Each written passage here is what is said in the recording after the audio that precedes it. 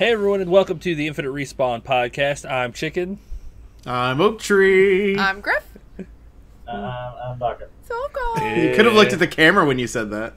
Yeah. Everybody enjoy Baka right now because he's probably gonna freeze again. There it is. Nope. No, he's not frozen, but just enjoy him. He's so cute. He looks a little wobbly. It starts to lag, so he looks like gelatinous. If you're listening to the audio and not watching the video, I'm sorry. It's funny. It's funny. We highly recommend the video. I mean, it's on YouTube. Yes, it's part of the show. Anyway, we're back. Sorry we weren't here last week, but Chicken and I were in Chicago watching BTS be amazing, so I only feel a little sad, like slightly. But that's okay, because now we have 2 weeks worth of stuff to talk about what we've been playing. Video games, obviously, but what video games? None. That's not true. Okay, that's Overwatch, and then none. That's not true. You watched Sea of Thieves. You played Sea of Thieves as well. Yeah, we played Sea of Thieves before. We didn't get to talk about it on the podcast, is what he's saying. Yep. Man, all I could think of was that weekend, and everything else was months before and after. So, I have no idea how long it's been. You put Chicken into a big city, he gets lost. And then I don't mean lost as he can't find his way, but lost as in thank God I'm in a big city. Yes. Oh, yes, it was so nice. We did play Sea of Thieves, though. It was the three of us, or Baka, Chicken, and me, and Red played, too. And this was, like, post-update for all of the new stuff. And Red and I, in-game, like, originally, when we made our characters, and there was, like, you had to cycle through, pick which one you liked the best, and that was it. There's no changes or anything. Picked characters that looked like siblings, had the same haircut and everything, same hair color. So we just decided that we were twins from then on out, and now you can eat food. And Red did the stereotypical sibling thing when he caught a fish, because you can fish now.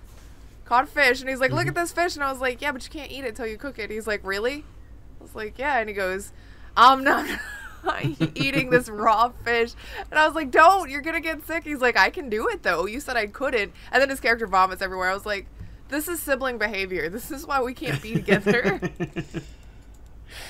That's awesome. Did y'all enjoy the storyline? Because you just played through Stormbreaker, right? With the first story. I don't know what any of the stuff is called. It was the first chapter of Stormbreaker. I've gone through Stormbreaker like 3 times, so I know what it's called. I like the elements that they've added in there, like the puzzle elements and everything else they've gone there. They do progressively get harder, so I do recommend that y'all continue on. I don't know how much longer.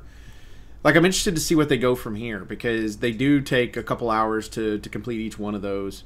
But I'm interested to see, where do you go from there? Like, this anniversary thing, do you go July? Because normally July would be when we get the next update. Are you going to give us more story? Or are you just going to add on into the game? So I'm very interested to see where they go with that. Is the actual Shores of Plenty actually in the game? Or is it just something you're chasing? Shores of Plenty, you're talking about the...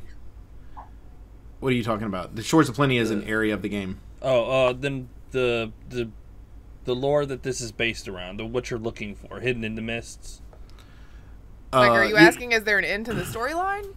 Yes. Like, is there an actual set of islands out there in the Fog of War that you can't get to until you finish the story? That's correct.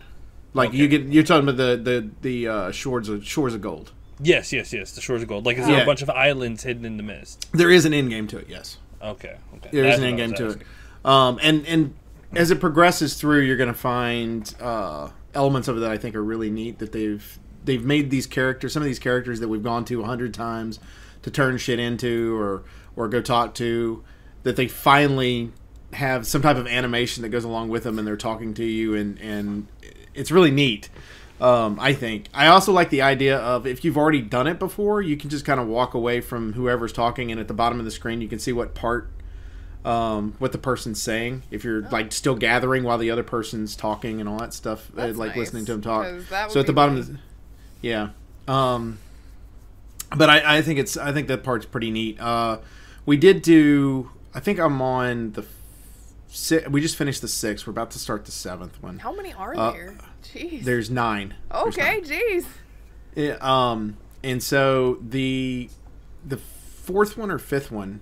One of them is called Wild Rose, is what the name of the actual Tall Tale is. That one's probably my favorite storyline. My favorite gameplay, though, is probably the second one.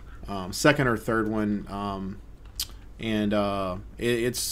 I really, really, really enjoyed it. And what's kind of cool is once you finish the second one, you can kind of do the next 2 or 3 out of order if you want to. You just got to figure out where to go and who to talk to. But those parts are really fun. And like I said, storyline wise, each one of them's different. Some of the stuff gets so difficult. I'm like, how in the fuck are we supposed to, figure this out? But we end up doing it, and we did have a moment where some idiots tried to be, idiots the other day with us. They were like, "Are you friendly?" Which is a question that's normally asked. This normally asked, which our group is normally friendly. It's like, yes, we're friendly. They didn't fire on us. They didn't do any of that stuff. They're in a galleon. We're in a galleon.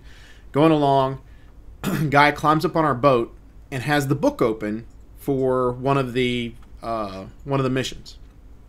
And he's like, "Where do we go?" So we're trying to tell him where to go. Well, what he ended up doing is he was distracting us, hit our anchor, starts killing everybody that's on the ship, jumps up to the top, grabs a hold of one of our barrels, comes down, but it goes into the captain's quarters instead of going to the bottom. So it kills 2 of our masts. Both of them fall off and puts holes in the ship. Ugh. I get back on, kill him, and then we start repairing the ship and doing all that. And get it taken care of. We chase them down, sink them 3 times. Because they deserved all fucking 3 times. And it was like, it was so bad because I was like, you all are dumb. You have no idea who you're fighting at this particular point. And they were making dumb decisions about it. It's like, some of the stuff, they could have won the battles. Like, they're fighting us, they could have won the battles, but they were too busy getting on our ship to not repair their ship, so their ship sunk. So we took all their stuff off their boat and turned it all in. Because it's like, you're just dumb at this point. But I do got to give them props. Why would you attack somebody? Like, here's my thought process strategically. Why would you attack somebody when you have stuff to lose? Like, it's fine if your boat's empty and you're just out there, to fight and things. Because some people want the thrill of, like, fighting with something to lose. I guess so. But my mind goes, I've already worked to get this stuff. I don't want to, risk losing it to the other ship just because I'm stupid, Mm-hmm. I guess. That's how I would do it. They're also confident. Like, why are we going to lose? We're just going to win and take their shit. Well, I mean, why come back after you've lost the first time badly and then come back again? Try to redeem themselves. And then come back again. Then they were salty. It's like... the first one is they're confident that they could beat you with treasure. Second one is that they want redemption. They're like, all right, you got lucky. We're going to beat you the second time. Third time, all right, bitches, we're just coming after you now. We have nothing to lose now. We're just going to fucking come at you. So I guess, but they lost. We were able to finish our tale without any problem, so... I was worried about the amount of time we spent with them that it would end up timing out on us, but we were able to finish the tale, and it ended up being pretty good. We fucked around a lot. Like, I know you had said there was a timer, but, like, I think at some points we were just like, what are we doing? No. We, like, kind of moved around. That was just you. It wasn't just me? Me and Red were pretty... With the fish stuff. Yeah. Yeah, that may have been. Me and Red were pretty on top of getting from point A to point B. Let me tell you the first thing I did, though. We loaded up the game, I found a banana and put it in a skillet to see if you could cook bananas. No, you can't. They burn. Well, you can. They just burn. You can also burn coconuts. You also get an achievement for eating that, by the way. Yeah, I ate it. It does not give very much health. Yeah, a cooked banana gives less health than a regular banana. I just wanted to know. I was like, can you cook all of the food or just and a cooked fish gives more than the other. Like, it'll fill up your entire bar, and you only have to eat half of one of those. So it's actually ideally, if you're smart, you cook a bunch of fish, and that's what you put on your person when you're in a battle because it counts as basically 10 bananas, if you will. Well, Chicken made Baka kill himself. Do you remember that? You told Baka to go get the red statue underwater. Oh, yeah. And it does damage to you when you damage it. And he's like, just keep shooting it. It'll be okay. He killed Baka twice. Not the red one. Blue one, green one, yes, you can one man those. Red ones, you cannot. It was So funny. we got 3 people down there and got it and killed it. Yeah, 3 people to 4 people. 4 people's ideal, but 3 people's fine. Fuck is like, You I just gotta think make I'm sure gonna somebody's die. got Chicken's like, bananas. just keep shooting it. It's fine. It was so good. Poor Baka. That's okay. You got the little red gem from it, and we turned it in for money. Yeah. That was fun. That's what I like about it too. I like that you can turn it in to raise any of your levels. I think that's a cool little part of that. Did also get to play some of the arena and stuff too, and that's been fun. So definitely it's fun. I mean, you have to have a decent crew that's on there. I've heard some horror stories from some friends that jumped on. They got on, and their entire crew left. Like, so they show up, and they're the only ones on a galleon, because that's the only way you can get on there. So the galleon, and what was hilarious is Alyssa, who's somebody that's normally on my ship, she gets on and pulls up next to a galleon that's not moving. She's all by herself. She just loaded up all the cannons and went through and fired all of them and sunk the other ship. Well, those people got mad, came over because they were on the island getting stuff. Come over and was like, "Where's the rest of the crew?" And she like trounced all of them. And then and she's like, "I'm it." And about that time, other people come on. She goes, "I did pretty well. I was by myself, and I ended up in 3rd place with 700 points." And I'm like, "That's not bad." I just don't. You know? I don't know if I'd want to load into something like the arena without a full crew already. Like, I don't trust randos enough, I guess. Some of the randos you'll run into are fine. You need to have a microphone. Really need to have a microphone if you're going to be running into that. And I had a really good time with it. The first time that I ran into it, the streamer Arcanaut asked me to stream along with him because he knows I play the game a lot. So I got in there with him. He doesn't play the game a lot, and I love him to death.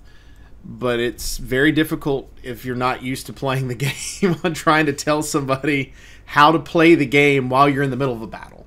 Yeah. So he fired the cannon a lot. I was trying to move. A couple of us were moving cells and doing everything we needed to do, but he was firing the cannons a lot. So, but he's really good in combat, so he's good to keep around. And he plays like he plays a lot of first person shooters, so that kind of helps. But it's a different experience, and it's one for those people that want the PvP. I feel like the people that were chasing us the other day that we were talking about earlier, I think it's people that couldn't handle it in the arena, and so they were trying to bring that shit out there in the open, and it's like, fuckers, stop. Just stop. We had somebody try that on our boat. It was like a couple of dudes that pulled up on a, whatever, was it a two-person, was it a sloop or... It was a sloop. It was 2 Yeah, but they had like 3 people with them, and one of them tried to basically tried to jump on our ship and kill us, and then the other 2 people were like, he's not with us. It's like, well, then how did he get here? Obviously, he showed up on your boat. Yep. Like, whatever. Did you play anything aside from Sea of Thieves this week? That's the only thing I've had. I came back and played. I was like, I just want to play something that's kind of easy mode or whatever, and that I haven't played in a while, so I loaded up Final Fantasy and realized that I haven't played any of the DLC, Final Fantasy 15. That's a mistake. I played the Ignis episode and cried. Have you rehydrated since then? I'm working on it, man. There's a lot of crying. She always forgets what Final Fantasy games are. Yeah, well, I mean, it's DLC. I just didn't expect the DLC to try to stab me in the heart. If it's a little bad, it's still gonna hurt. Well, it's got Final Fantasy written on it. Just exactly. If it's Final Fantasy, prepare your heart to be ripped out. See, and now I'm afraid because I've got Gladio and Prompto's episodes to play. There's the Arden episode. Don't worry, you'll forget, and then you'll play them, and then you'll be super upset again. That's what I'm afraid of. Yeah, well, I don't want to cry anymore. Why do you have to be too good, Final Fantasy? Why do you have to be too good at that? That's how they got 15 sequels. I guess so. And some more, and then, if I had to guess. This weekend, there was a game that was free on Steam called Surviving Mars, and it's made by the same people that made City Skylines. And so I tried it out, and then I immediately bought it because I'll be playing it for the rest of, my life. It's one of those city builder management type games, and there's something about some of them that I will just completely lose myself in. Like, before the show, Chicken's like, you have to stop. I was like, no, I have a shuttle of people coming. As soon as they get here, then I'll stop. And they got there, and I was like, okay, but now I have to assign things to them, and I need to build this thing, and this rover's out here in the middle of nowhere, and I gotta go get it. I'll be done in a minute. I can't. I don't know what happens to me when I play these games, but I can't stop. The game is super good, though. Like, it is...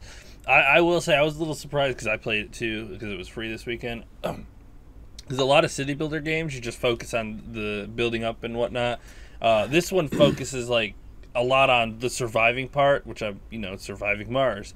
A lot of the emphasis is about letting your people survive. They're kind of... Oh man, the first set of people I brought did not make it. Yeah. The people are more secondary to this game. Like, you have to sustain... Like, you have to build a sustainable infrastructure. You got to have water. You have to have ways of producing water and oxygen and energy. And then you can build a dome. And you have to get the resources for those people. Is there money? Yeah, you have to manage you have to figure out some way to start producing so that you can get more money aside from just what the people that are funding. Yeah, you can export. Basically, it's got a precious built-in metals. economy. Yeah, you've got to set up your economy. It's got a tech tree that you need to do things in so that you can unlock certain buildings. It's got so much stuff. It feels like the economy, though, is like outside of the game because it's kind of like you could play the whole game without dealing with the shuttle. I mean, you got to have people come Not in. necessarily. Like, once you start getting to a certain point, you have to bring people, which costs money. Every time you use a shuttle, it costs money. And then to bring supplies in, like if you're running low on a specific thing that you're not producing fast enough, you have to pay for that too. That's why you got to make sure that you can like start producing all of these things that you need. The four main one is electronics, machine parts, metal, and concrete. No, metal and concrete are resources. Well, there's four polymer technological. And fuel. Yeah. Yes, polymer and fuel. Those four are extremely critical to keep manufacturing. And if you start falling behind, then you can't repair your stuff. You have to put everything in the right place. I put my polymer factory too close to something else, so I couldn't build like a pipeline to it. And I was like, oh no, I haven't discovered in the tech tree how to destroy buildings yet. So I have this useless building that's just gonna sit there and stare at me and remind me of my failures. Meteor storms you have to watch out for. There's dust temperature that you have to keep. There's a lot of stuff that you got to worry about. That's what happened to my first set of people. I didn't build them a surface heater, and they got hypothermia at night and died. Sorry, everybody. I didn't know. Just huddle together. Jeez, it's Mars. It's not a big deal. It's only further from the sun and colder. Right? Yeah, it's a lot colder. Deal. There's 12 of you that came on that shuttle. Just get together in a little circle and jump up and down. Be fine. But yeah, the game is super good. Super good. And you will have missed the free time by the time you guys hear this. So. I'm sorry that you missed the free time. However, Steam Summer Sale is coming up. So right around the corner.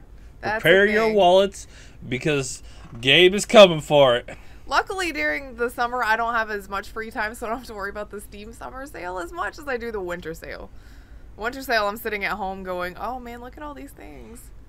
But I'm not super worried. And I just bought this, so I should be okay for a minute. Hopefully till August 27th. Which is when Classic WoW comes out, which is what Chicken's dying to play. Which, by the way, that's a great segue into news, because we have news about it. I know. Good job, Chicken. Baka played. I thought I would take that opportunity. Baka, what did you do?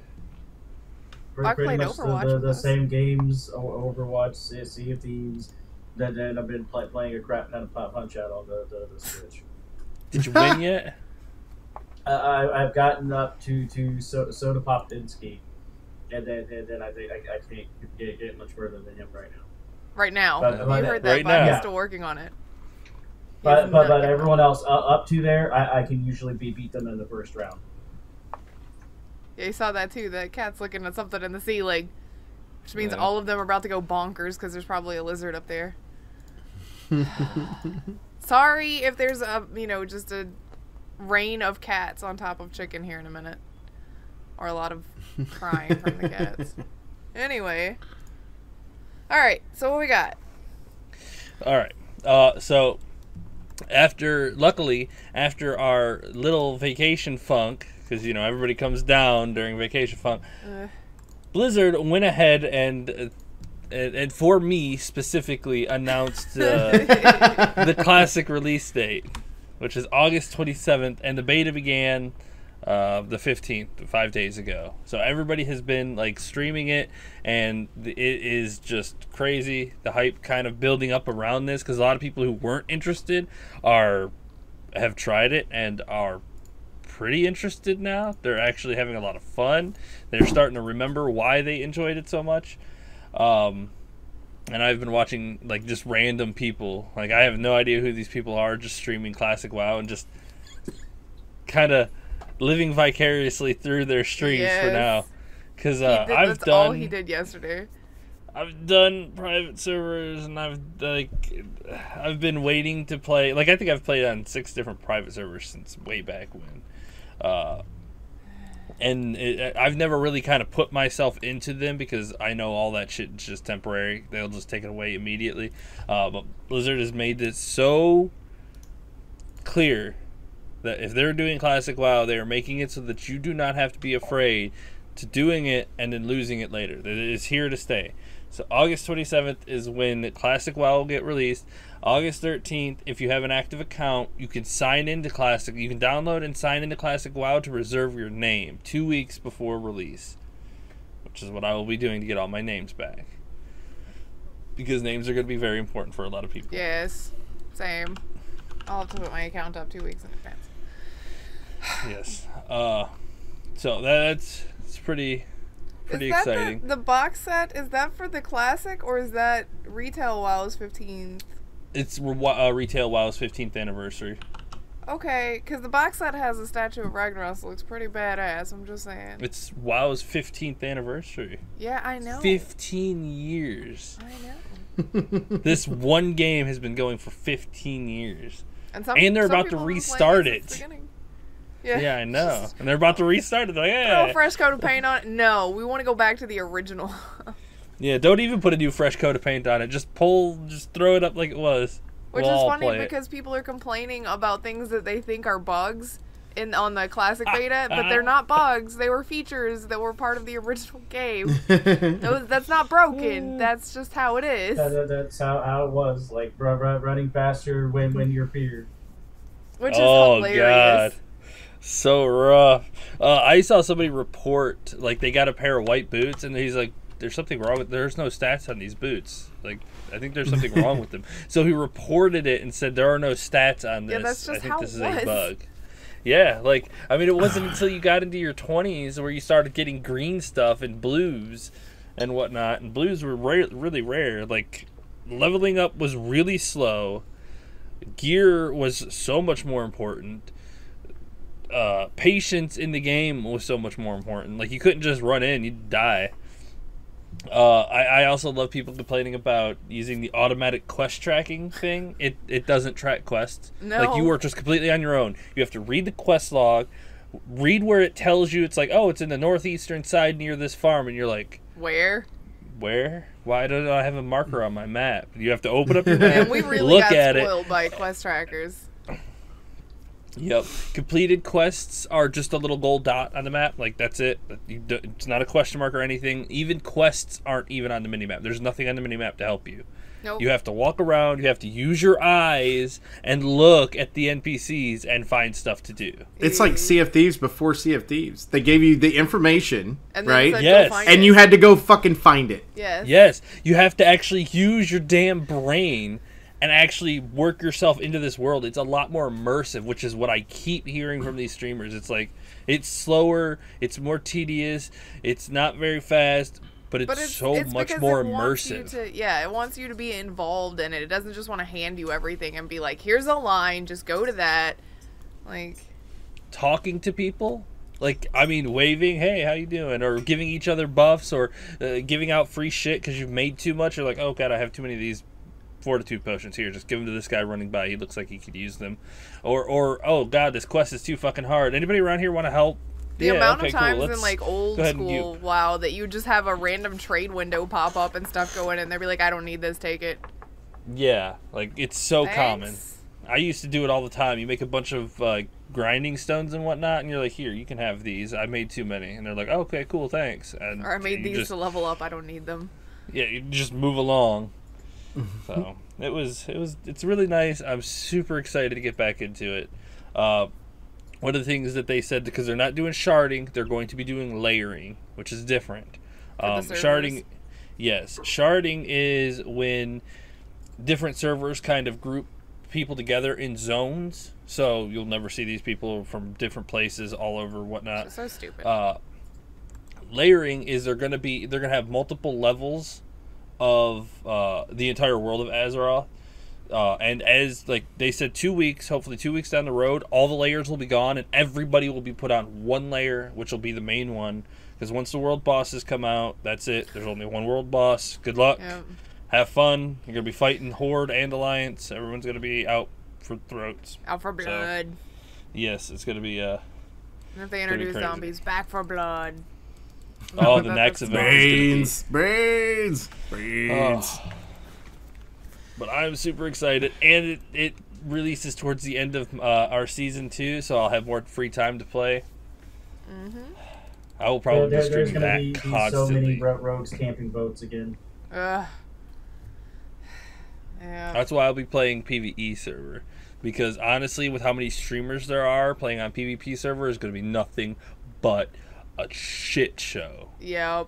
Like, streamers are going to get camped like crazy. Because it's easy Streamers to are going to try to streamers are going to try to control servers. They're going to have their own personal goon squads running around. Like, playing on a PvP server is going to be a fucking horde fest. Yep. Hate, goon squad. Yeah, it's going to be bad. Yeah. So Chicken asked me yesterday. He's like, "You want to roll on a PvE or PvP?" And I was like, "PvE." We usually roll PvP on retail stuff, but in that case, because of that specific thing, with there being so many streamers that are gonna have their own little armies built up and everything, like, I'm good. Yeah, I think PvE servers, you're going to have a lot more freedom to kind of just play casually and whatnot. If I want PvP, I can go to Battlegrounds and get it, but it's just going to be too rough out in the world. Yeah. I mean, I might roll one later, like but after until the that hype shit, dies down? yeah, after that shit settles out, I can do it. But until then, it's going to be... It's going to be a mosh pit trying to level up with everybody in the PvP servers. Everybody's going to be fucking slaughtering each other. It's gonna be nuts. Well, he's obviously looking forward to it, so you're probably going to hear about it a lot from him. Get ready. August 27th.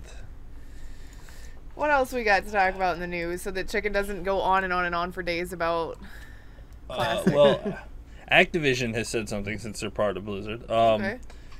Activision has moved Treyarch to lead the 2020 Call of Duty instead of Sledgehammer, which is the first time they have broken their round robin, which is super interesting. Does it say why?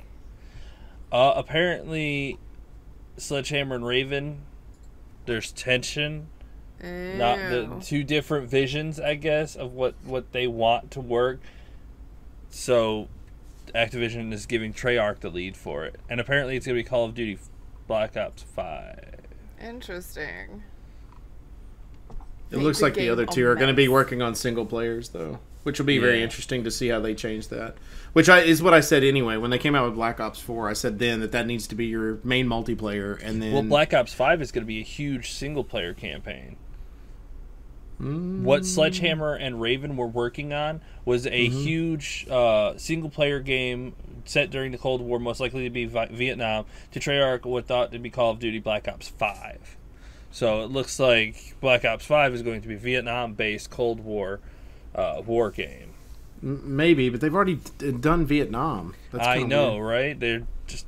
Because the original Black Ops was set for that. They're running out of ideas, to be fair. Though you can't... there were only so many wars that have happened in history. So. Yeah, but I mean, I think at some point, because you don't want to do... It's fine to do the futuristic stuff. You don't want to do the space bullshit that they came up with last time, but you do want to do too far forward. You do want to do some type of futuristic stuff, but I think I would almost do alternate history stuff in some way. Yeah, that'd be like set it back and just have it to where you start in the future. Like you could even have created even a new series instead of just Black Ops, but make it to where they go back and try to correct some of the history stuff or whatever. Something crazy happens and has to send it back in the past. What if the Cold War actually did happen? Like, what if the guy on the ship did launch the nuke? Like, what kind of alternate world would we look at then? I mean, you could be facing the bad guy that actually goes back to do it, right? Like, yeah, it's like, hey, let's change the history, and so now your Black Ops team has to go in and change that. Copyright. Yeah, copyright Infinite Respawn right here. Yeah, there we go. We had that idea first. It's ours now. Yep, it's us. If you would like to pay us for that idea, then you can come see me. Along with Hobos on a Train, it has to be sold at the same time. Yep. Yeah. Packaged together. Yep. It's a group deal. We got this. Hobos on a Train. You know, maybe it's a crazy idea, but if they were having that much like internal struggle and whatnot, maybe if they just, I don't know, didn't put out a Call of Duty for 1 year, it would maybe, settle out a little bit. They can have that. They've got to appease their fans. I know. Yeah, but they're not making their fans happy right now, so this ought to be very interesting. Even as a Call of Duty fan, like at this point, some of them have to be like, I'd be okay if they just took a year off. That's cool. Well, yeah, some would, but I mean, to be fair, their round robin was fine because you only got a game. Okay, but you're still getting a Call of Duty every single year. They've done it for like the last. I know, but you have people that are loyal to certain ones, and this is what I've said before. If you want that system to work, and they never did it, if you want that system to work, it's a 3-year process, and you have people that follow Black Ops, you have people that follow more of the regular Modern Warfare one, and then you have one that's set more, because Black Ops to me went futuristic. It doesn't need to go back. You know what I mean? So unless you're doing that time travel thing, but you set another one that's maybe set in the 70s and 80s or whatever, that time period to where you're doing something there. But if you're doing that, then now you can, because people like that certain styles of combat depending on what type of game they're playing. So you're going to have a multiplayer element because that's how they work. But you can do it in a way that the gameplay is different between the 3 games. Instead, the gameplay is the same across all fucking 3 games except, some weren't boots on the ground, some are boots on the ground. It's just like, how do you change that? So I'm very interested to see how these progress, because I think this concept is outdated, especially with the way the gaming industry is changing to more of a free-to-play model, which I don't necessarily care for. But free-to-play means they're going to have lots of microtransactions. Not that Call of Duty doesn't already have those, but... Yeah, but the difference is paying $60 for Black Ops and getting the Blackout, because that's what a lot of people wanted to play. They're paying $60 for the game where they got Apex for free, Fortnite for free, PUBG for what, $30? So it was 30 at early access, but didn't it once it launched wasn't it 60? Maybe it wasn't. I think it was 40. I think it was 40. Yeah. Whatever. I think it was $20. It was $20 in early access, and I think it was. And then $30 now. Yeah. Is it $30 now? Yeah, I think it's $30. Okay, then, but it was $20 when it was. So half the price, and you're getting a battle royale, which is a lot of people are playing now, and I think that's where they kind of even with the Battlefield series. Battlefield 5 just came out with Firestorm, which is their battle royale, but you have to own Battlefield 5 in order to be able to play this game. So you're still having to pay $60 to play it, though. But I think it was part of their season's expansion too, though. So you had to pay for the expansion. Was it? I'm not 100% on that. But I'm pretty sure it is. So even then, you're having to either buy the deluxe version of the game or go from there. This is me asking a legitimate question because I don't know. Like, first-person shooters are my jam in some respects, but the multiplayer ones not so much. But how similar is Ghost Recon to a Battlefield or a Call of Duty? Because I know Ghost Recon's got new stuff coming up, and so I'm wondering, like, how much overlap in players do these games share? Because I legitimately don't know. I don't know if Ghost Recon is more like people who would play The Division will play this, or people who play Call of Duty would play this. Call of Duty, definitely not. Call of Duty is a faster paced, like single encounter style shooter game, whereas Ghost Recon is more strategic. I would say all slower. Tom Clancy games. Let me think about this for a minute, but I want to say all Tom Clancy games they do have fast paced elements to them, but the majority of the time it's based on the stealth that goes along with that fast pace, right? Because like Rainbow Six, because even the Rainbow Six games have a fast-paced element to it, but it rewards you for being stealthy. Yeah, like even in Rainbow Six, like the Tom Clancy games are like bigger event styled fighting, like in situations, whereas Call of Duty is more like single head to head. You know, run and shoot, get into a firefight, move on to the next immediately. It's like one after another after another after another. Whereas any of the Tom Clancy games, it's more slower paced, more situationally combat oriented. So yeah, and they all have different elements to it. So like I think with Ubisoft they went based on that kind of that stealthy, slower method. I think with Activision they decided that they wanted to go that quicker pace. And like games like Battlefield, those games have been based on how the environment reacts, because the buildings explode and fall on top of you and do different things like that. So it's more of an environmental thing along with the battle you got going on, where you might not have that in a Call of Duty game. You don't have to worry about the environment collapsing on top of you. And I think that's what I think just kind of depends on how you want to play a game, depends on which one of those games you're going to like. That was a good question, though. I like that. Yeah, and actually that segues so well into our next nice big chunk of articles. Well, it's because I looked up and I saw the Ghost Recon stuff, and I was like, well, how many people are going to, like, how does this work? I'm sorry, there was a hand motion audio, people. I'm sorry. How many people overlap is what I was getting at. But that's a good segue. Ghost Recon, the new Ghost Recon has been revealed. It's Ghost Recon Breakpoint. And if I'm not mistaken, that's the one with John Barenthal as the main bad guy, right? I think so. Am I right? I believe that's correct. Let me he looks good in video game form, by the way. According man looks great all the time. Looks good in video game, too. The game is set... of course, it's a 4-player co-op adventure. Yes, and it's set for October the 4th of this year coming out. Okay. It is a survival-based Ghost Recon. You have to eat. You have to drink. You have to craft. You have to keep your stats up. Like, it is something different. It almost feels like they took Wildlands and then was like, let's take this a little bit further into the survival part of it. Because apparently, from what the story says, you do your ghost thing where you're going in to stop this big bad guy. Big bad guy's way smarter than you ever thought. Whoops your ass. Now you're trapped on this island, completely alone, trying to with your friends. Completely alone with your friends. Yes.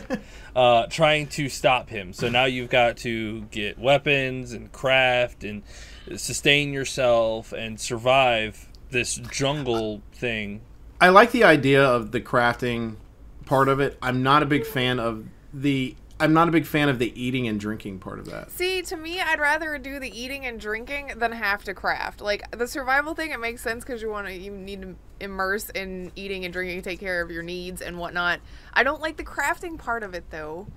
I don't know why I'm the other way so around. Weird about that. Well, I think, let me tell you what I think burned me out on that Atlas.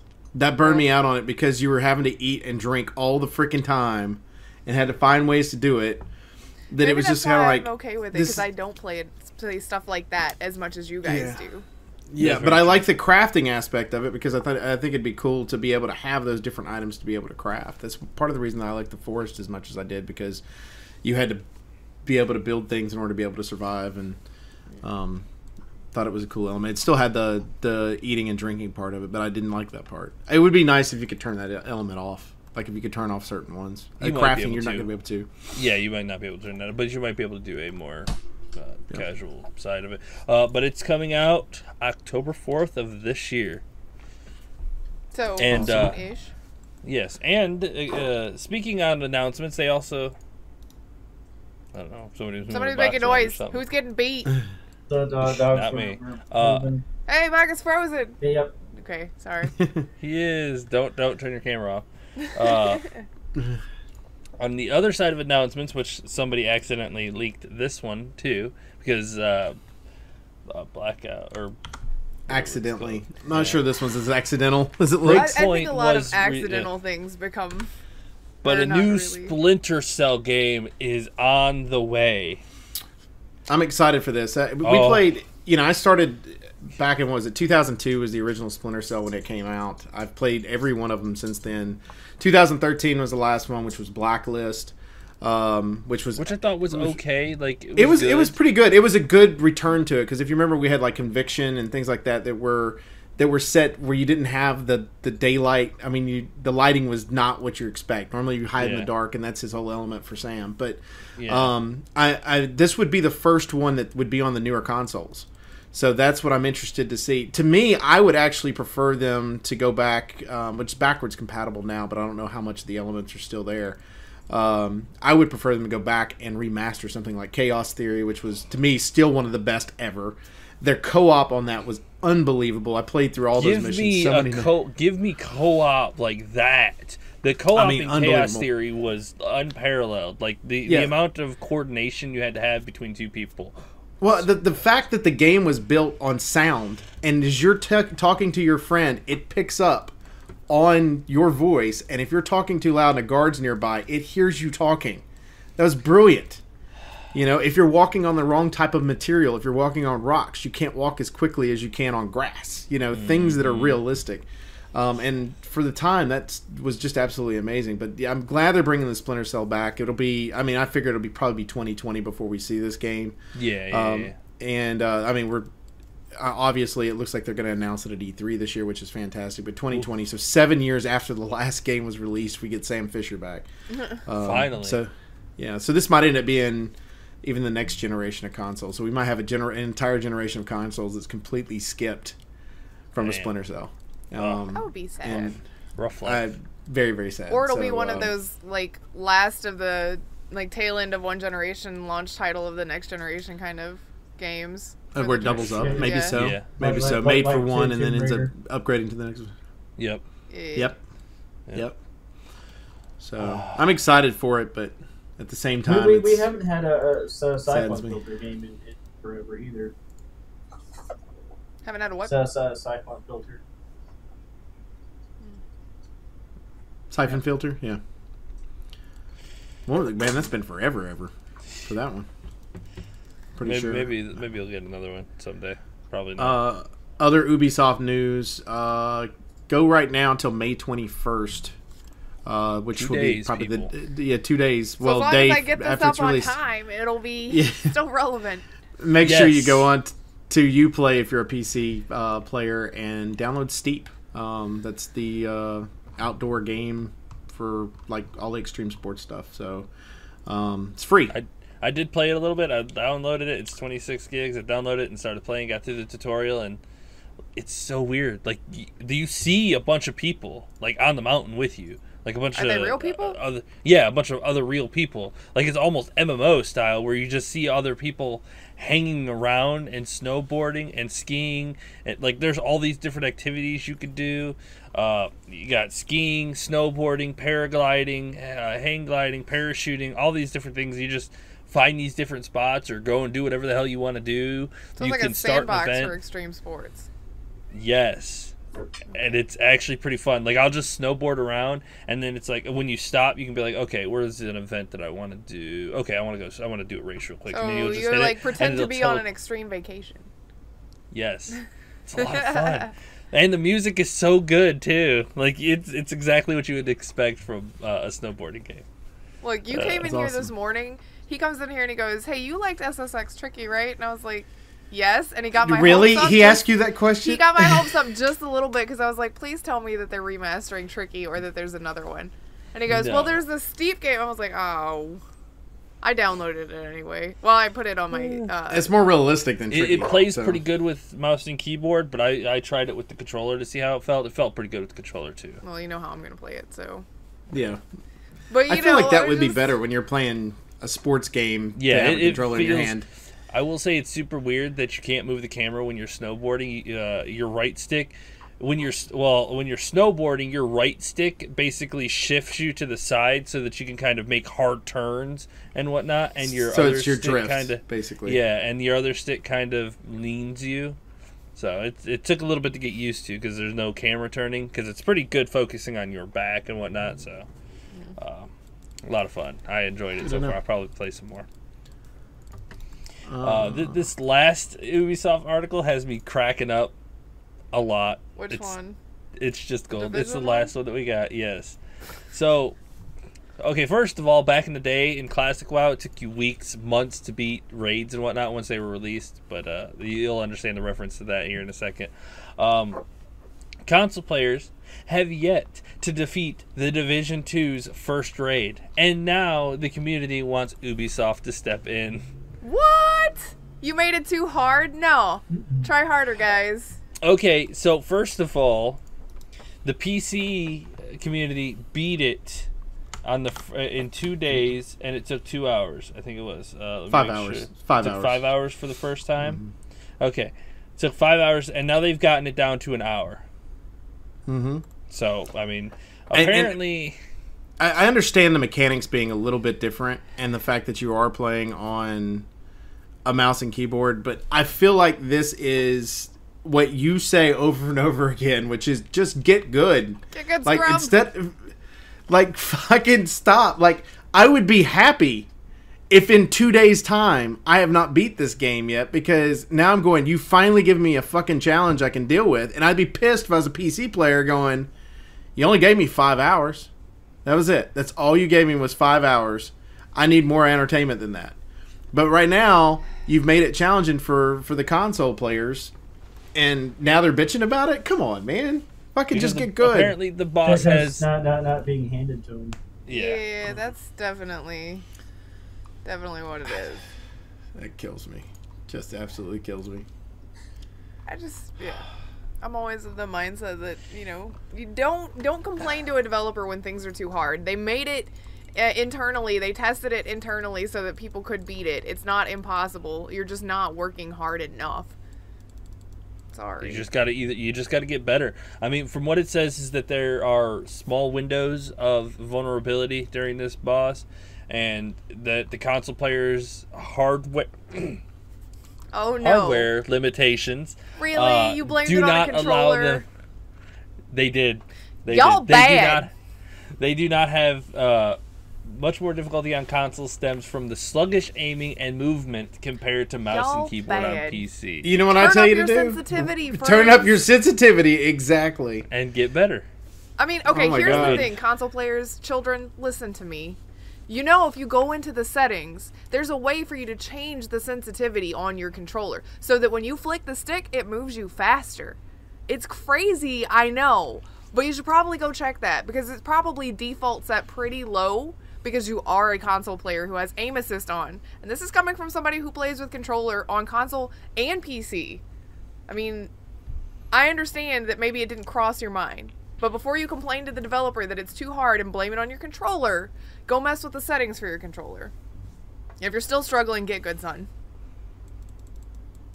I mean, kills me. Especially and don't be stupid about it either. Don't go and change your sensitivity and raise it up and then go into the raid. Go learn how to use the fucking sensitivity because it's going to take you a little bit of learning curve. Yes. And then go into the raid. Yes. Don't say, well, I can't do that, man. It just moves everywhere. No shit it does, because it's designed to do that. I don't know how this boss is set up, but if you know how the mechanic works and you know that there's like small windows of invulnerability, there's likely a tell that will happen just before that window. So go ahead and get ready to light him up when you know that invulnerability is coming. Like, think ahead a little bit instead of like, I'm shooting my gun. Okay, what do he needs to be shot over here. Oh, it's too late. It's a process. Learn the boss fight. It's a mechanic. Get good. I like that we complain because things are too easy, and then when things are a little difficult, people complain. Like, wah! Ah! Yeah, I know. Yeah, I know. Hurt me in ways. Part of the reason why that's why I brought up the WoW thing is it took weeks and months to beat raids back then, which I'm glad that we're going back to where things actually take time and are difficult. Investment. It's okay. You can play it casually. You can be slow. You can take your time. You don't have to fucking get cap level, get to raids, beat raids, put everything on farm, be done with the game in like a week. Bitch about the fact that you didn't have enough time in the game. I paid $60 for this game, and I only played it for 10 hours before I beat everything that was on it. I can't believe it. Holy shit, they made this game so hard. It took 30 hours to beat it. What is wrong? Come on, man. That kills me. You complain that it's too short and you went too fast. You complain it's too hard and you took too long. It's like, oh my god. At this point, it's what do you want? I know what I want, and it's coming August 27th, so... Grind it. Oh my god! Earlier we were talking about about the Mars game that Grif is playing, and the fact that it's on sale and free on Steam. Well, there's also a sale. The very first sale for Epic came out this week. Their big sale, they had a fuck up. It's been rough. I haven't read the article, but color me shocked. It's been rough. So apparently their sale, any game that is over $13.99 has a $10 off. And by the way, from what I could tell, they didn't ask anybody. They didn't ask any companies. So they didn't tell the developers of these games Nope. that they were putting them on sale? Do you have Nope, to? they Is just that a put thing? them all. Yes, you do. Like, you have to come to an agreement with the people and be like, all right, how do you feel about a sale for your game? And then they're like, okay, well, we can do it like this, because some games aren't even released and they're already $10 off. It's Was kind it of like, Borderlands? Because I saw the article headline, Borderlands 3 pre-order Borderlands pull. 3 was taken off So the they just sale went immediately. across the board. They didn't even and look $10 to see. off anything that was over $14. The Vampire Masquerade Bloodline 2. Oh, they were was- like, what the hell are you Y'all doing? It was on there. It now has a 404 error code on it if you click on it. Like, it was just poorly executed. And this is what we go back to over and over again. Yes. Here's the thing for you. You might be keeping 80% of your profits, but when they take $10 off, guess what? You're now down to what you would have made full price over at Steam. Thank you very much. Oh my god. They are going to honor anybody that purchased Borderlands 3 at the reduced price. It was just poorly done. It was just some person at Epic, I guess, that didn't realize how sales work. I don't know how that is. Like, oh well, right. they're so I'm very interested to see what comes of this. If maybe this will kind of, if they probably won't because they paid into it to start with, but I'm wondering if there are going to be people that will be like, nope, we might not need to take our shit to Epic after all because they can't even handle a sell. But you know what they're going to do, though? Everybody's going to excuse it as, well, it was their first time, and they made some mistakes. You have to let them, like, learn and things like that. And this was just a stumbling block while they were learning. That's exactly how people will excuse it. It will not be held against them. Developers will not change their minds about it. To be fair, I think at this point, the community that is divided, the people who are using Epic Store are going to use Epic Store, and the people that aren't. Like, I don't, and the people that are in the middle don't give a fuck. Like, they're gonna be whatever. Like, the people who have made their opinions already, the opinions are set. That's it. Like, whatever they do isn't gonna sway you one way or the other. This is just gonna reinforce our opinion, and then the other side is not gonna care at all. I'm like, whatever, it's just a stumbling block, so whatever. I mean, you might get a few that'll switch eventually, but I don't think it's gonna. This is just more evidence as to why they're a bunch of shitty people. Shitty client, I should say.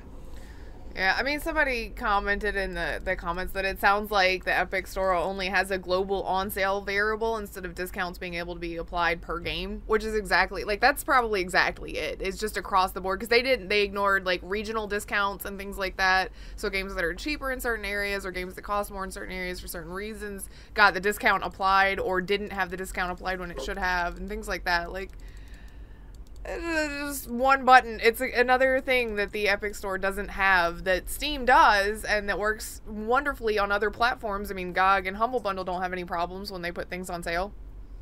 Yeah, they've probably got more intricate systems where it's like, okay, this game's on sale, this game's on sale, It's this just game's on another sale. glaring mistake from Epic where it shows how little they've actually researched their storefront that they're trying to push down your throat.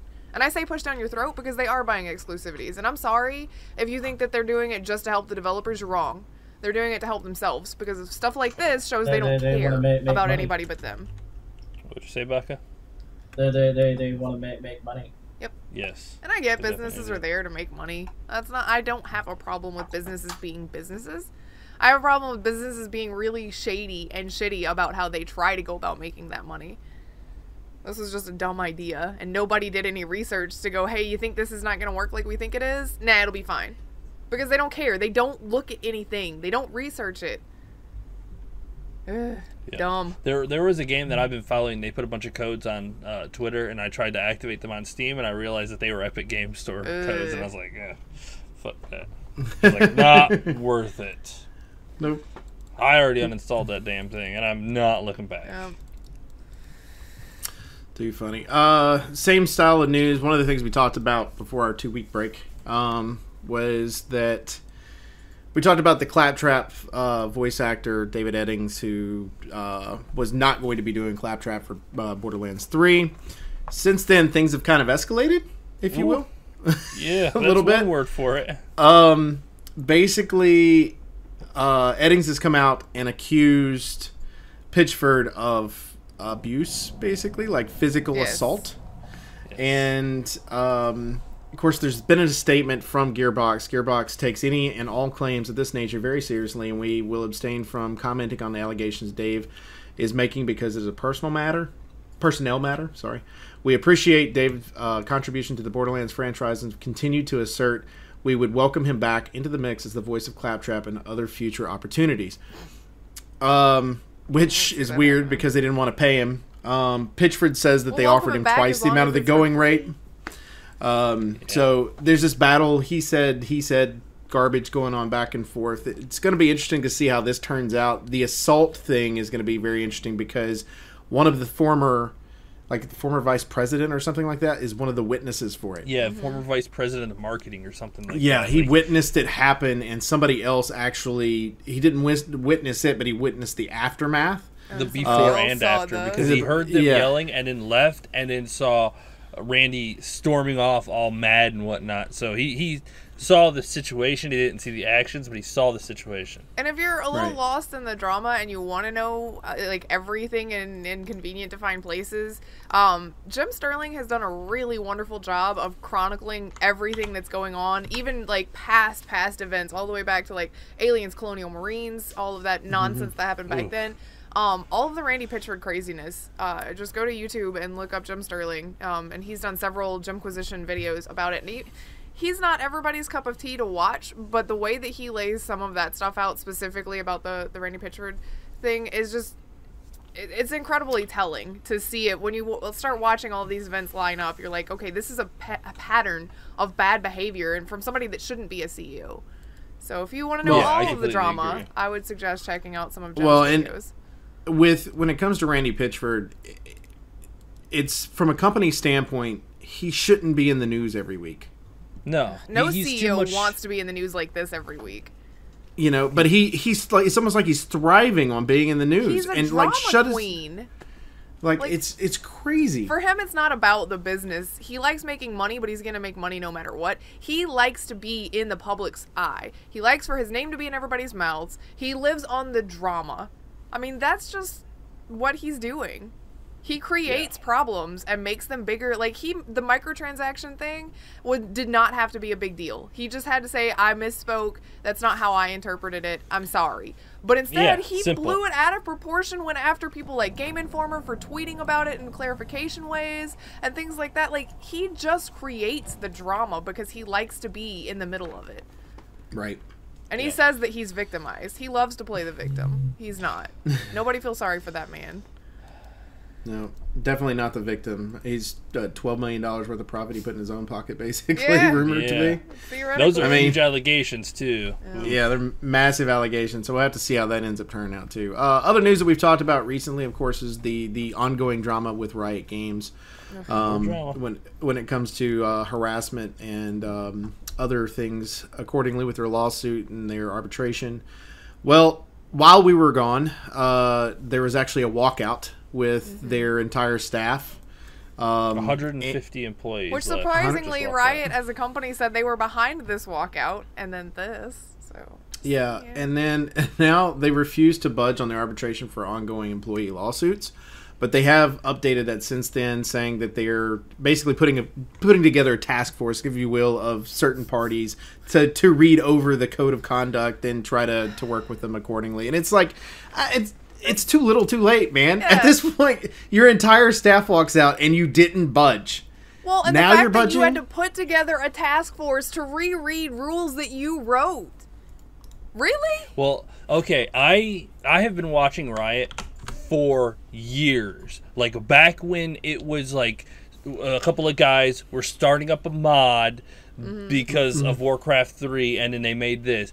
Those guys were young and dumb. And they got some crappy lawyers to write up some crappy shit, and they have never changed it, and the shit has stayed the same.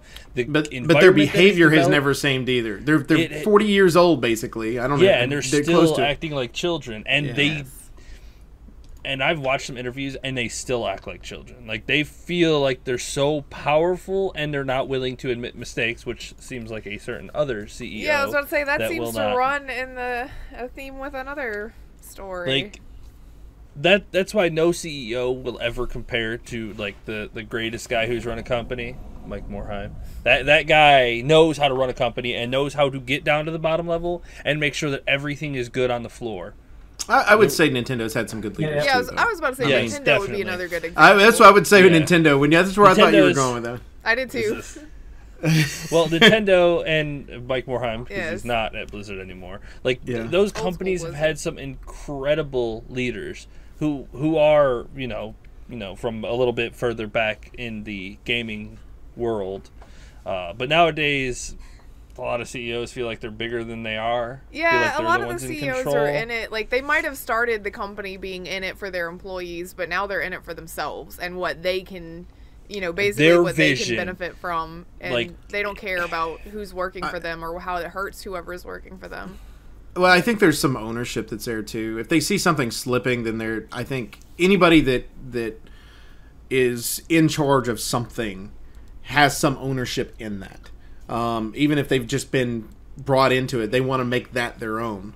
And if you've started it, you definitely want to make sure that it's your own. And I think that's where some of that mentality starts. And then you can do it two ways. You can go, I've made this my own. I want to help you feel like you've made it your own in order to make the business better. So now you feel invested, and therefore you stay with my company because you're a good employee. Or you go, it's my way or the highway, which is basically what these two groups are doing. Mm. And it's like, come on, man. Mm. Like, just understand when you're bringing in people, I am 40. I'm 42 years old. I'm proud of my age. But I can tell you right now, I understand that somebody that's 21, 22 years old, if I'm bringing them in from an employer standpoint, their mindset's not the same as mine. My life experience is different than theirs. I've had 20 more years of experience, and they need to recognize that part of it, but I also need to recognize their viewpoint from what they grew up through.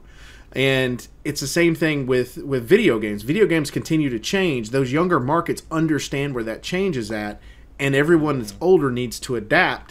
But we also there's possibility we need to revisit where we've been too. Because Vanilla, look at it right now. They're revisiting where they've been, right? Well, it's respect of the past to help you move forward in the future. You need a healthy respect and understanding of where you've been to know where you need to go.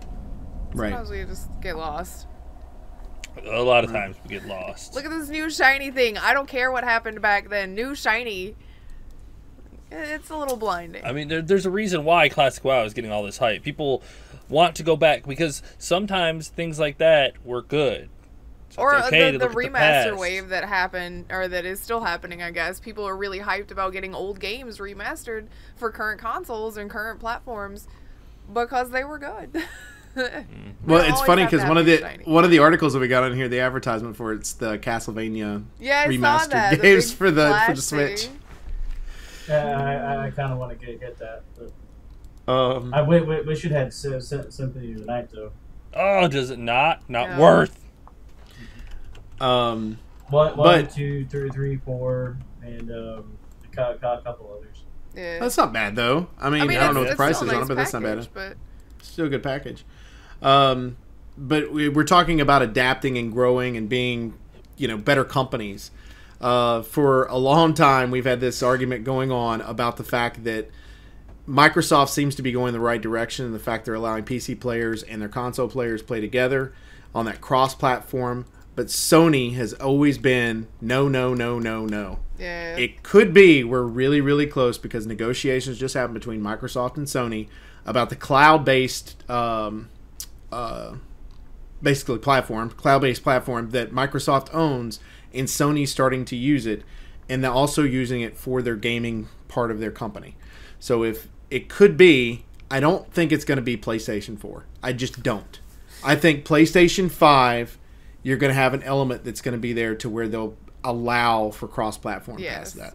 I just don't think it was built into the PlayStation 4, and since where Microsoft builds their systems based on their software, on how it runs their software, PlayStation runs everything within the hardware. Even the Twitch app that's inside of PlayStation is in the hardware, where Microsoft's is in the software part of it, which allowed them to be able to stream differently. So I think this is a step in the right direction. I'm interested to see where this ends up going, because it's just better for all of us. I mean, if we can all play together, the hell do we care about at that point? All right. Well, well, this looks like it's gonna be more like more hardware development rather than crossplay. I think this is like making nice to kind of move along technology, because I feel like we might be at a little bit of a stagnation point where people are just trying to, because I mean, they're one of the big things that they want to work together on is AI and semiconductors. Like, they are looking to boost the power of these consoles because they know PC is far ahead, and they are constantly fighting to try to get up with them.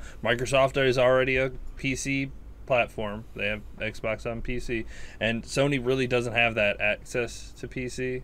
So, I mean, it's good that they can work together, and they're working on AI, too. I mean, these two big-ass companies kind of pushing AI forward is a little scary, a lot scary. No, come on, I welcome our Skynet, new robot overlords. Oh, you like these games? I downloaded this game for you to play. Here you go. I know when you get home, you should sit down and play. Come play. I downloaded this new game for you. Okay. I'm in. Okay. Sold. Then you get it'll be it just straps you in. Then you get complacent, fat, lazy, and then that next thing you know, we're up in space on a giant cruise ship. Yes. But it is super nice to see these two companies kind of coming together and using their powers to kind of move technology forward in a big way. Yeah, I think it's going to be. If you're negotiating now about one thing, you get the possibility of negotiating about more. Oh yeah. Where because now you're opening. Well, it has to see if this partnership is going to work out well. Like, you got to see how the Microsoft and Sony employees are going to work together and how they're going to share information and things. We've been at war for so long, brothers. Let's be friends. I think the difference is like Sony's been pinnacle in a lot of technology changes. Exactly. Blu-ray was Sony, and so. But so is Microsoft. Microsoft being, when it created and Windows content and things like that. Yeah, well, I mean, even then, when you started off with original Windows and moved your way through, because all we had originally was, unless you had a Commodore 64 or something like that, we had basically DOS is what we were dealing with, and had to move on to an actual OS, and that Windows system has continued to build and build up, and I'm interested to see where this goes, because it's I think from a gaming standpoint, we do have possibilities, but I think in this case, I think Sony sees what Microsoft already has and feels they can build upon what they can do with that.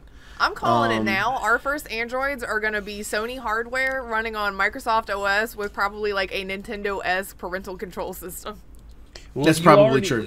Microsoft already showed us that AI that they were working on and whatnot. Could you imagine Sony's gonna build the body, technology? Microsoft's going to run it, and then, they'll just really have to be like, okay, Nintendo, we know you won't let anybody play with anybody on your stuff and everything. I guess we'll just do that.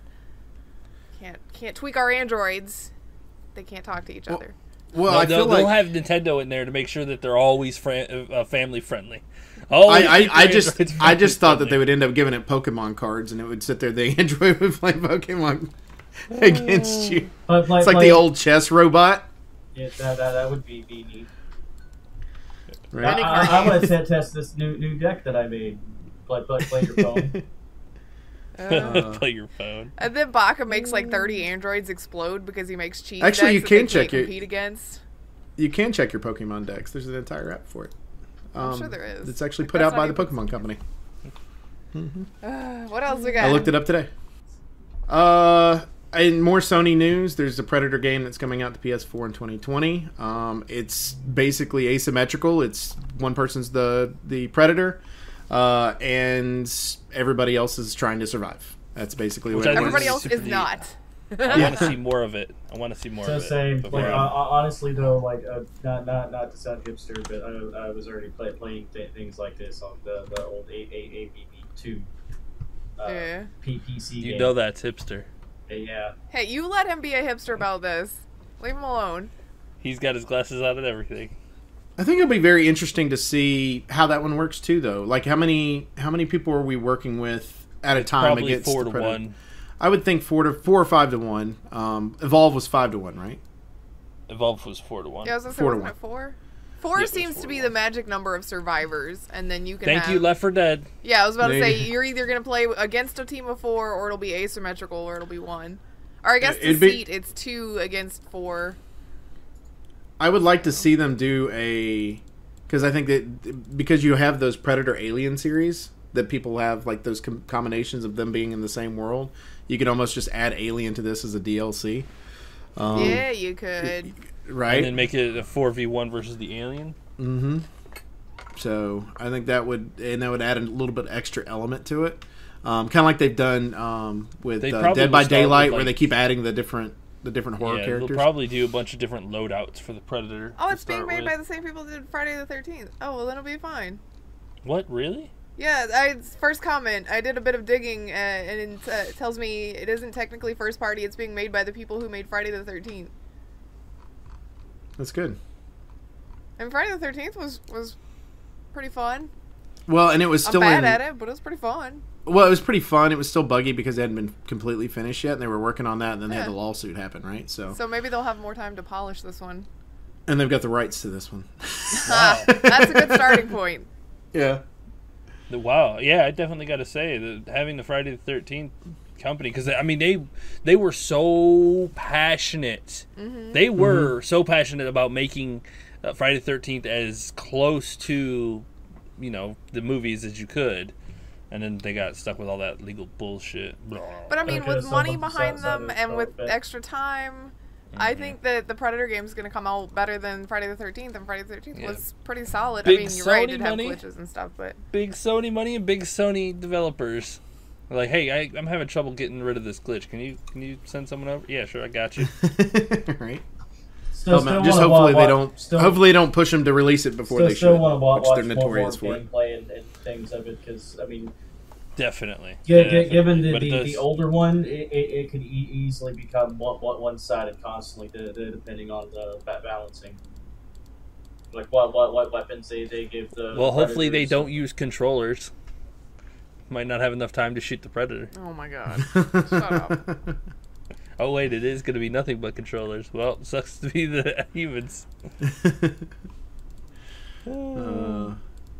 Should be fun. I think it's fun. For I sure. kind of I like think the it'll be idea of having it too. If they would do it, I think it'd be neat if you could go in with 4 people instead of having one person be the Predator. You set it up to where you go, okay, I want to play against the AI, and the AI is the Predator, and my 4 friends, we're all trying to figure it out that way. Or one person is that, then you have that random AI that doesn't know what the hell to do. Just goes around and does weird shit. Susie, why are you doing that? Why are you doing that? Bob, why are you going over there? And it's like, Timmy, what are you doing? They'll have the generic names to them. Oh my god.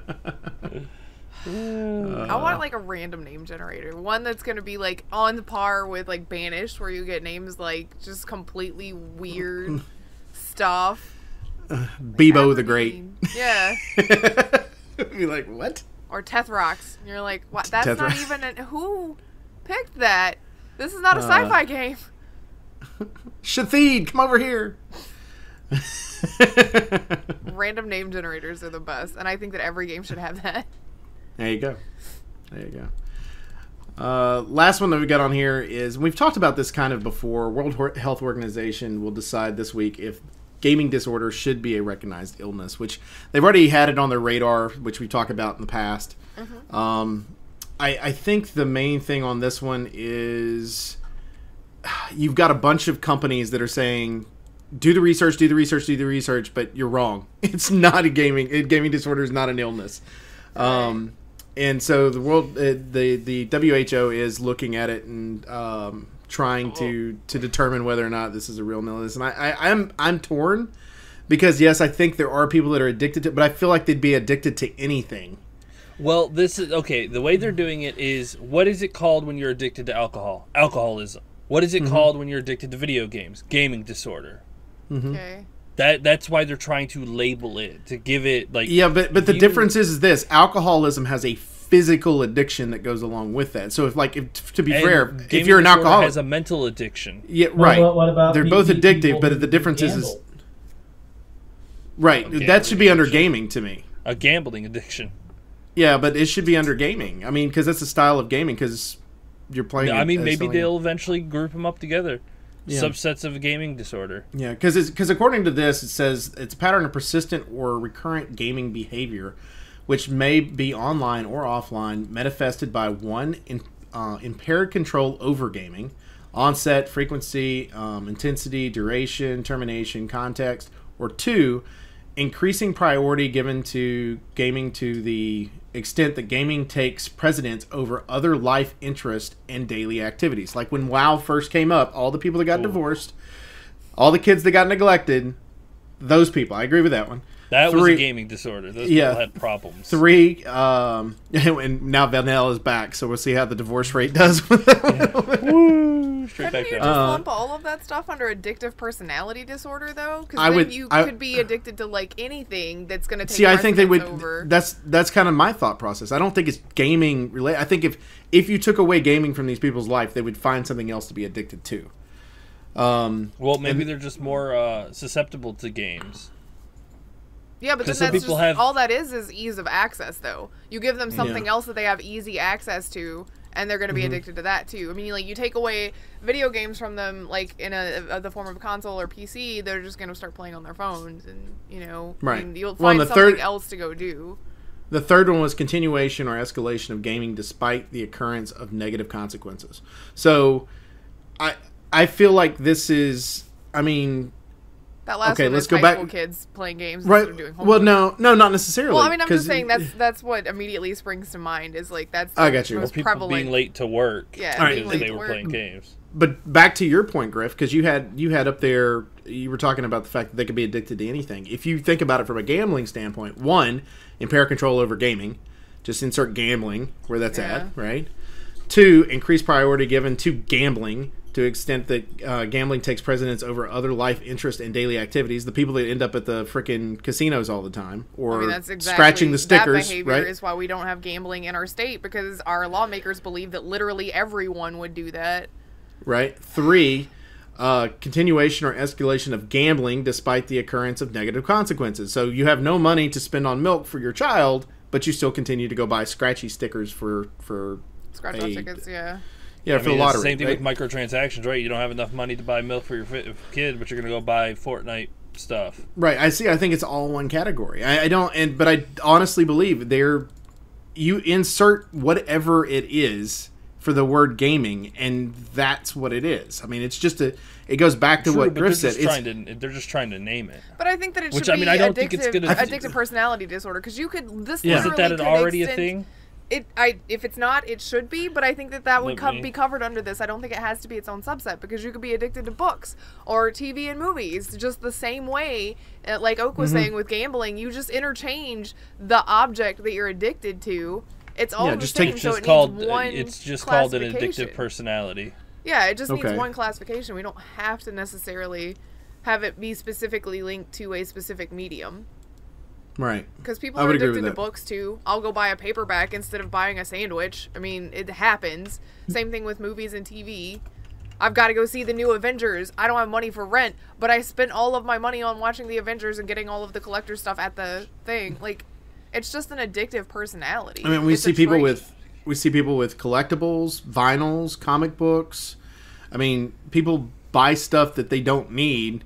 Yeah, because they think they need it. Retail therapy too. That's an addictive personality. You're buying things to make yourself feel better. Looking at this website, they basically name everything for a reason to kind of break down your an addictive personality.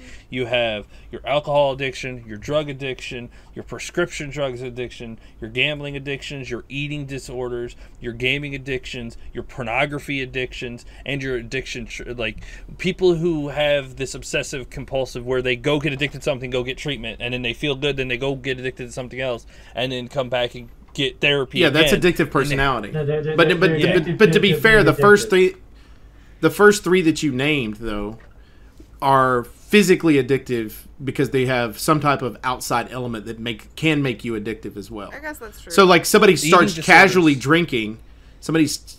starts drinking and then becomes addicted to alcohol, or is taking pain pills for some type of disease or whatever, addiction, and then becomes addicted to that, where that doesn't necessarily make them addictive personality. That just that particular. But eating disorders are created the disease, or is a personality disorder too, because you eat because of a mental problem.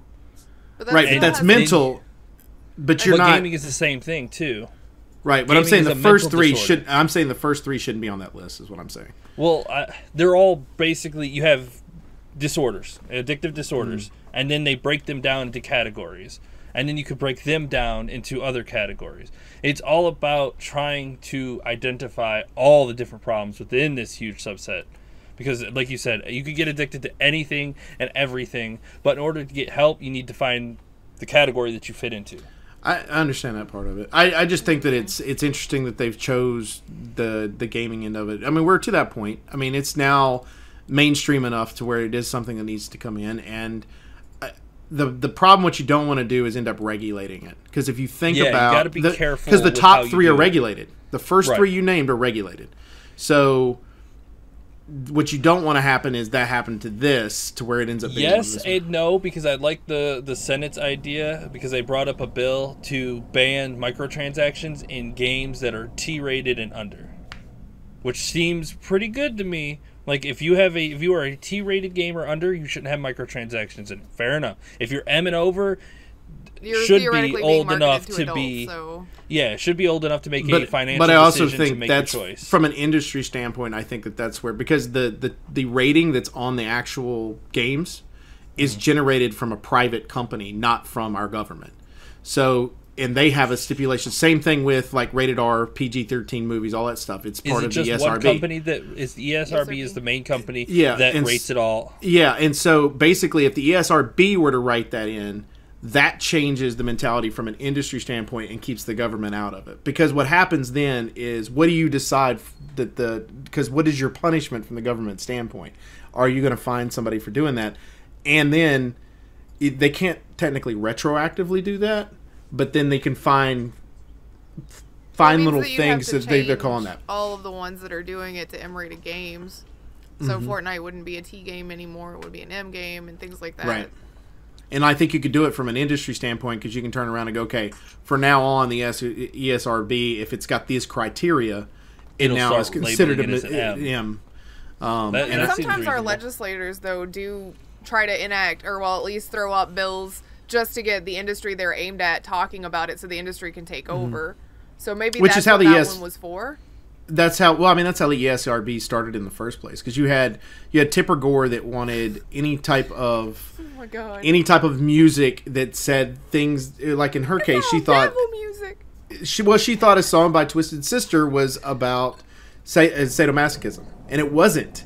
It was about a friend of Dee Snider's that was going into surgery, and his thought process of these knives and saws and everything else that he was going to have to go through, and that's what the song was about. So Dee Snider basically looked at her and said, "It's in your head. This is sadomasochism, not in my song. That's not what my intent was. This is your interpretation. That's your interpretation. So what does that say about you, not me? You know." And so, I think that's it's interesting to see that that's where we're at with gaming, and like how many years, because that stuff for me, like all of the Tipper Gore stuff, I heard about that in classes I took and everything. So how much longer before kids are hearing about the Fortnite controversies in school? You know, like that's interesting. It makes me feel old. With huge industries like this, stuff like this eventually happens. It's just a matter of time. Well, it's uncharted territory, and eventually it has to be regulated. The interesting part of that one's going to be too, if let's say something like that passed, because we have digital stores now where currently if you go into GameStop or any of those type of companies, if it's a mature game and there's a child that's in front of you, that person has to go through the whole spiel of, you do realize it's an M-rated game for the da-da-da-da, all that stuff, because they can't sell it to the kid themselves. Right. And the person then makes a decision, yes or no. Majority of the times, yes, because they're stupid. Yeah, but and then it's out of their hands. It's on to the parents, and then hopefully, then we can go full circle back to it's the parents' fault. right. But then from a digital standpoint, you take a game like Fortnite and you've now changed it to mature. What is that? Does that lock the game that they had already purchased? Or is there a capable? It probably does. Well, I mean that they've already got on there, and then has to have a parent come back and okay it. Yeah. Like, this game is temporarily locked until an adult says you can have this. I guess, or maybe you set it on teen settings on your console if you're a parent, and then the microtransactions part of it's locked. That would be fair too. Like, You know? if whatever settings, like, there are ways to regulate it, and hopefully the industry will do it itself before other people have to come into the industry and be like, hey, you guys need to do some shit here, because there's too much shit going on in here, and we need to clean this up a little bit. I do think that they're well within their rights, though, to step in with loot boxes specifically, because those technically are still gambling, and that is something that's already regulated. So that And, I don't have a problem gambling with is as much. a pretty major addiction problem. So, and starting them off young is not a good idea. That's how. Because trust me, Buy the drug dealers do it. Though they get them young. That's terrible. I wish that we could take this conversation and put it into other industries, because there are plenty of fucking little blind pack character things that kids buy, and that's already starting them off young, which is just ludicrous to me. Yeah. Well, and that's, and this same argument went along with, McDonald's got in trouble for their Monopoly game. Because because the Monopoly game itself, you're buying the food and then you're peeling off a thing, and you don't know what you're going to get that's on there. So that came up as a gambling possibility too. So all of it is a possibility, but the way that what I like about the fact about McDonald's, if you ever notice, there's now 2 labels on it. Used to be just 1, because one's always a winner.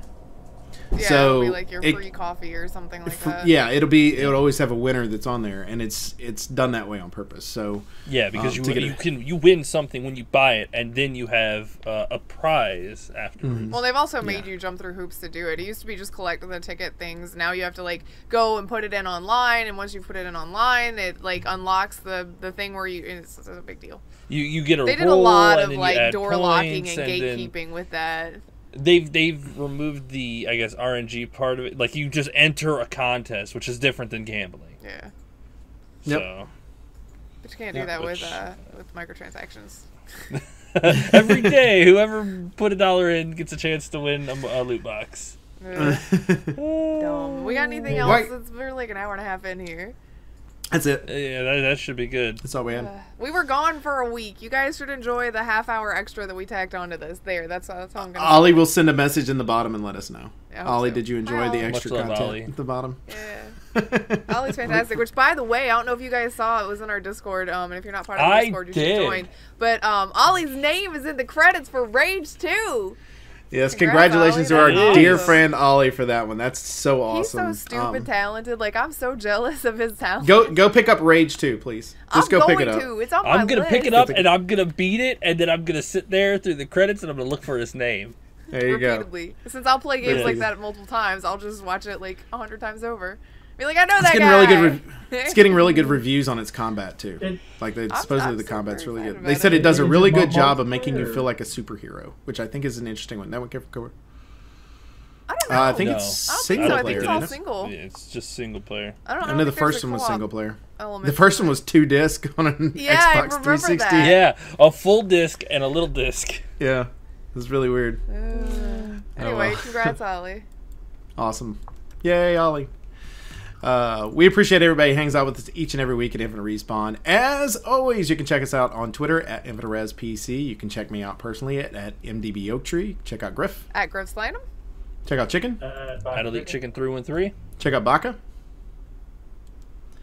Also, make sure you go to Grif's YouTube, where she's currently playing through Red Dead Redemption 2. Yeah. Hopefully, if Mars doesn't take over her entire I'm life a cowboy. over There there. will be at least one video this week because I forgot to put it up last week.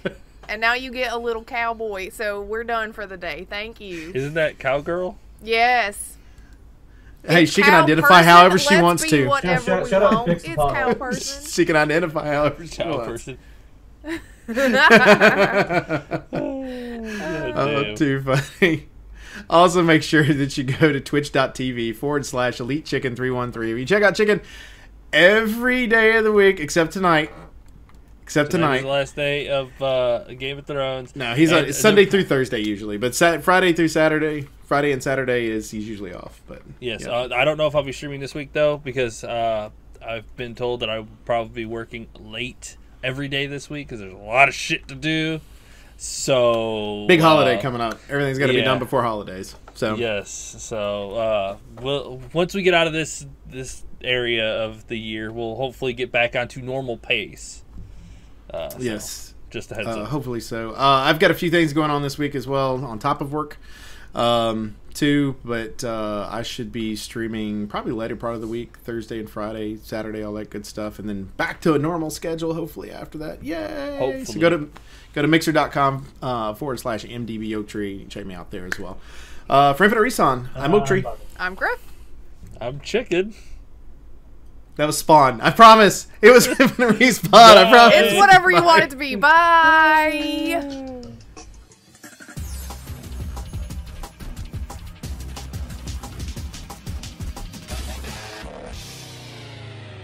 Please hang up and try again.